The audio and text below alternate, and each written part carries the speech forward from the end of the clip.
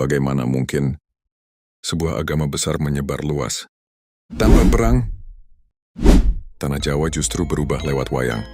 Seorang mantan perampok memilih jalan sunyi. Namanya Sunan Kalijaga. Di Tanah Jawa abad ke-15, ketika kerajaan-kerajaan berdiri megah dan kepercayaan lama masih mengakar kuat, datanglah seorang wali dengan cara yang berbeda. Ia tidak membawa pasukan, ia tidak membawa peperangan. Ia membawa budaya.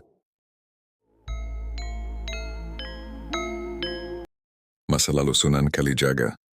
Sebelum dikenal sebagai Sunan Kalijaga, ia bernama Raden Said.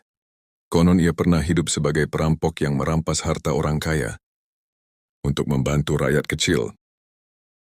Hingga pertemuannya dengan Sunan Bonang mengubah segalanya. Dari situlah Raden Said memilih jalan dakwah, strategi dakwah budaya.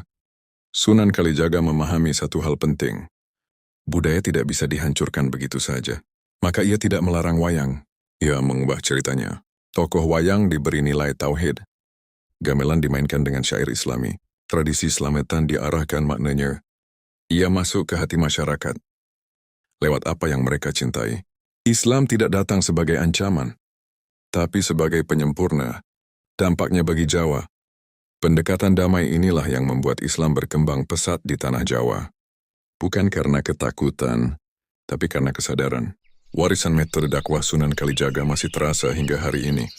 Di dunia yang sering memilih kekerasan, Sunan Kalijaga mengajarkan kita satu hal, bahwa perubahan sejati dimulai dari memahami manusia. Inilah jejak dakwah tanpa pertumpahan darah. Tahukah kamu?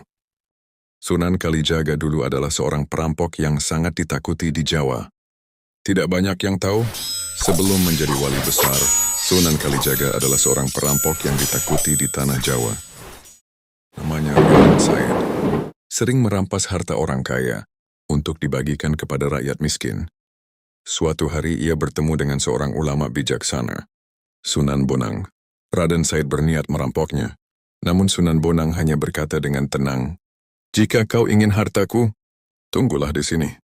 Raden Said menunggu berjam-jam, bahkan berhari-hari, tanpa ia sadar kesabarannya sedang diuji. Setelah pertemuan dengan Sunan Bonang, Raden Said berharap bisa langsung menjadi muridnya. Namun Sunan Bonang tidak langsung menerimanya. Ia ingin menguji kesabaran dan ketulusan hati Raden Said. Sunan Bonang lalu menancapkan sebuah tongkat di tepi sungai dan berkata kepada Raden Said, "Jagalah tongkat ini, dan jangan pergi sebelum aku kembali." Hari demi hari berlalu. Hujan datang, malam berganti pagi. Namun Raden Said tetap setia menunggu.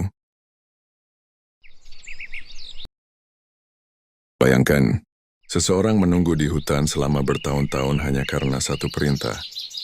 Raden Said terus menunggu.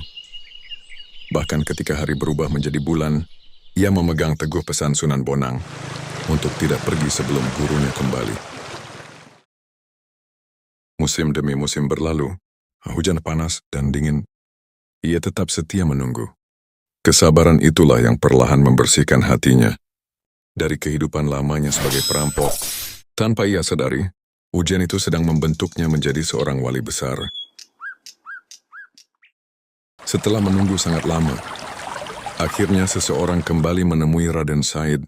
Selama ini, Raden Said tetap setia menjaga tongkat yang ditancapkan oleh Sunan Bonang. Hari demi hari berlalu, hingga suatu hari, seseorang akhirnya datang kembali. Raden Said terkejut melihat gurunya kembali setelah waktu yang begitu lama. Sunan Bonang tersenyum, karena Raden Said berhasil melewati ujian kesabaran. Dari sinilah perjalanan Raden Said menuju jalan kebaikan benar-benar dimulai. Setelah melewati ujian panjang, akhirnya Sunan Bonang memberikan keputusan kepada Raden Said. Sunan Bonang melihat kesabaran dan ketulusan hati Raden Said. Ia pun berkata bahwa Raden Said telah lulus dari ujian kesabaran. Sejak saat itu Raden Said diterima sebagai murid Sunan Bonang. Ia mulai belajar ilmu agama, kesabaran, dan kebijaksanaan. Ada satu ujian terakhir yang sangat berat bagi Raden Said. Sunan Bonang kembali menguji kesabaran muridnya. Raden Said diminta tetap diam di suatu tempat, tanpa bergerak. Hari demi hari berlalu, bahkan tanah dan lumut mulai menutupi tubuhnya. Namun ia tetap setia menjalankan perintah gurunya. Setelah melewati ujian yang sangat berat, Sunan Bonang akhirnya melihat ketulusan hati muridnya.